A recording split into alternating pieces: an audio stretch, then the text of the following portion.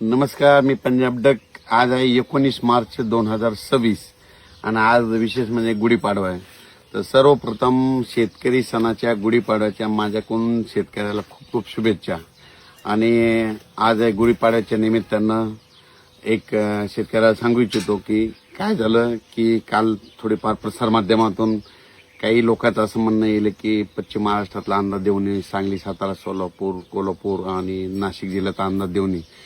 तर आजपासून गुढीपाडव्याच्या निमित्तानं सर्व त्या पश्चिम महाराष्ट्रातल्या शेतकऱ्याला सांगू इच्छितो की यापुढं तुमच्या पश्चिम महाराष्ट्राचा कोल्हापूर, सोलापूर, पंढरपूर त्या परिसरातला मी यापुढं अंदाज देणार नाही.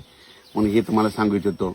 तुम्हाला माझा अंदाज देण्याचा उद्देश असा आहे की मी सांगितल्याच्या नंतर ज्या शेतकऱ्याचा गहू असेल, हरभरा असेल, कांदा असेल त्याचं काळजी घरी काढता घेऊन यावी, लवकर झाकता यावी त्या पूर्वकल्पना म्हणून मी हे देत होतो.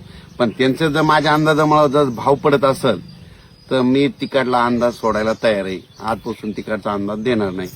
फक्त माझ्या विदर्भातले 6 जिल्हे, पश्चिम विदर्भातले 11 आणि आमच्या मराठवाडा, त्याच्यानंतर जळगाव, धुळे, नंदुरबार, संभाजीनगर ह्या पट्ट्यातला असा ह्या विदर्भ मराठवाड्यातला मी या आजपासून अंदाज देणार आहे. म्हणजे फक्त आम्ही तिकडला जे द्राक्ष पट्टा त्यांचा अंदाज आजपासून तुम्हाला दिसणार नाही.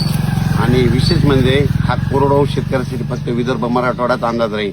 आणि अंदाजामध्ये तेच येणार आहे की विदर्भ मराठवाडा, उलट तुमच्या पश्चिम महाराष्ट्राचं कसलं वगैरे नाव सुद्धा घेणार नाही.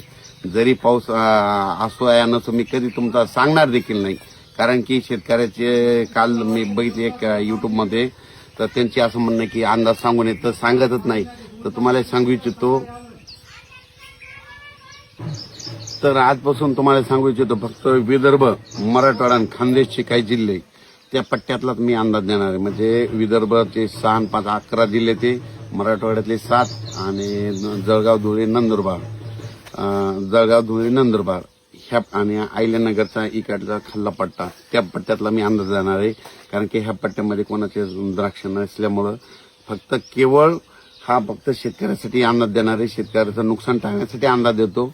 नसता अंदाज देण्याचं हेच हे की आपल्या शेतकऱ्याचं ह्या निसर्गाच्या लहरीपणापासून नुकसान होऊ नये म्हणून मी हे अंदाज देत असतो.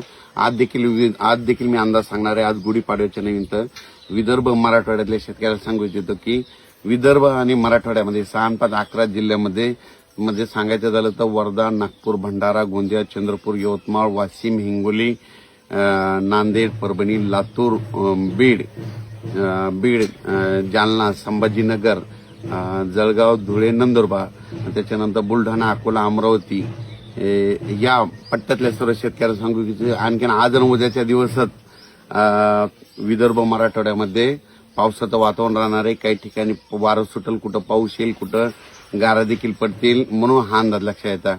हे फक्त 2 दिवस वातावरण राहणार आहे. म्हणून हा अंदाज महाराष्ट्रातल्या शेतकऱ्यांनी गुढीपाडव्यानिमित्त हा अंदाज लक्षात घ्यायचा. कारण की राज्यामध्ये आज देखील आमच्या भागामध्ये खूप पाऊस झाला सकाळी आणि बऱ्याच शेतकऱ्याचा गहू राहिला होता तर त्यांचं नुकसान झालं. पण आता हे आणखीन 2 दिवस विदर्भ मराठवाड्यामध्ये पूर्व विदर्भ मराठवाडा 6 5 11 जिल्ह्यामध्ये आणि त्याच्यानंतर मराठवाड्याचे 7 जिल्हे आणि तेलंगणा आणि मध्य प्रदेश ह्या सर्व शेतकऱ्यांना सांगू इच्छितो की 2 दिवस आणखीन पावसाचं वातावरण राहणार आहे. म्हणून हा अंदाज लक्षात घ्यायचा. त्याच्यानंतर 21 तारखेच्या नंतर परत हवामान कोरडं होणार आहे. म्हणून हा अंदाज देखील सर्व शेतकऱ्यांनी लक्षात घ्यावा. आता ज्यांचा कोणाचा गहू राहिलेला असेल, हरभरा असेल, आज आणि उद्याचे दिवस वातावरण खराब आहे. त्याच्यानंतर 21 पासून वातावरण एकदम स्वच्छ होणार आहे. त्याच्यानंतर हवामान कोरडं होणार आहे. त्याच्यानंतर तुम्ही तुमचा गहू असेल, हरभरा असेल तर ते काढू शकता. म्हणून हे सर्व शेतकऱ्यांनी गुढीपाडव्यानिमित्त हा अंदाज लक्षात घ्यावा. धन्यवाद.